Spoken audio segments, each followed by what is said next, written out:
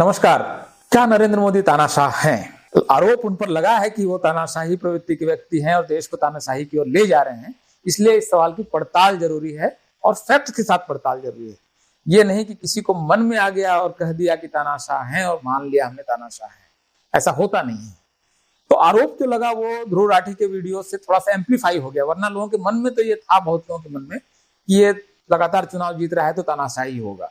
ये लोग कह रहे हैं वैसे तो, और कई लोगों के मन में ये विचार है, तभी वो वीडियो इतना वायरल हो रहा है। 1.5 करोड़ लोग उसको देख चुके। मैं सबूतों के आधार पर ये कहने की कोशिश कर रहा हूं कि नरेंद्र मोदी तानाशाह नहीं है, बल्कि वो एक निर्णायक फैसला लेने वाला नेता भी नहीं है। और इसका तीसरा सबूत, किसान कानून।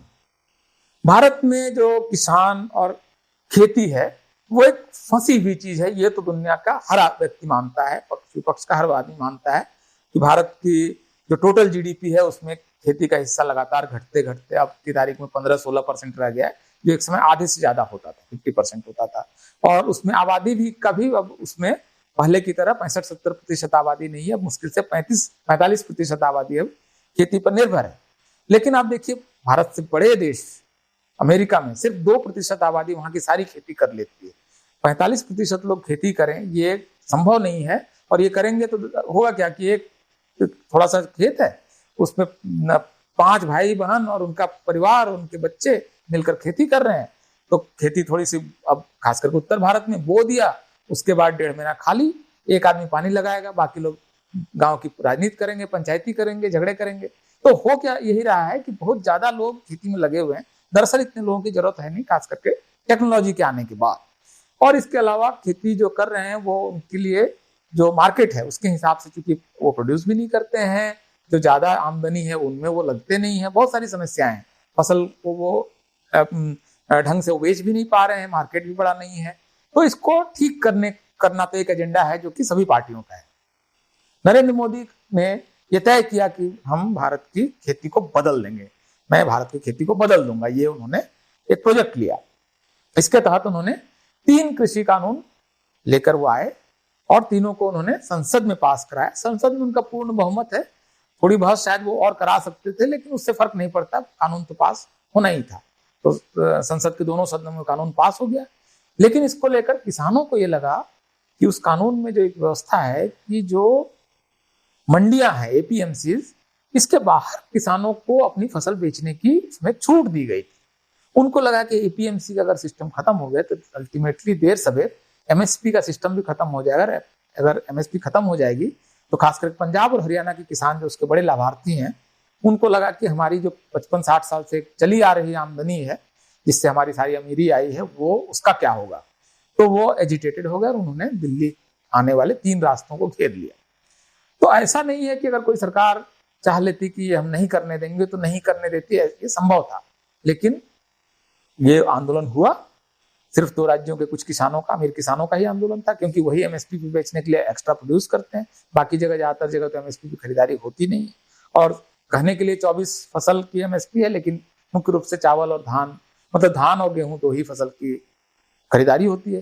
तो विरोध जब हुआ तो नरेंद्र मोदी ने क्या किया, इससे तय हुआ कि नरेंद्र मोदी तानाशाह है। उन्होंने चर्चा कराई, बातचीत कराया, समझाने की कोशिश वगैरह की, और फाइनली उन्होंने तय किया कि कानून बन चुके हैं, संसद की उसको संस्तुति है, इसके बावजूद मैं उन कानूनों को लागू नहीं कराऊंगा। क्या ये कोई तानाशाह का लक्षण है? क्या कोई तानाशाह ऐसा होता है जो संसद में बहुमत से पारित किए हुए अपने मर्जी के कानून को लागू न कराए, क्योंकि 2 राज्यों के कुछ किसान दिल्ली की सड़कें घेर लेंगे? इतना मुझे लगता है कि इस मामले में उन्होंने बहुत कमजोरी दिखाई और इससे भारत की खेती को बहुत नुकसान है। भारत के करोड़ों किसानों को इसका नुकसान है, पूरी देश की अर्थव्यवस्था को नुकसान है कि एमएसपी की खरीद होती रहेगी। बेशक राज्य आज की तारीख में किसी राज्य को में अनाज की कमी नहीं है, सारे राज्य सरप्लस हो चुके हैं। छत्तीसगढ़ से लेकर तेलंगाना से लेकर आंध्र और तमिलनाडु सब कह रहा है कि हमारा अनाज एक्स्ट्रा है। इसके बावजूद आपको पंजाब और हरियाणा से गेहूं और धान खरीदना पड़ेगा, क्योंकि एमएसपी है। और एमएसपी को अगर आप हटाने की कोशिश करेंगे तो वो ट्रैक्टर लाके घेर लेंगे। और कितने लोग आएंगे? 2-3 हजार ट्रैक्टर से दिल्ली घिर जाती है, तो सड़कें ही जाम करनी थी।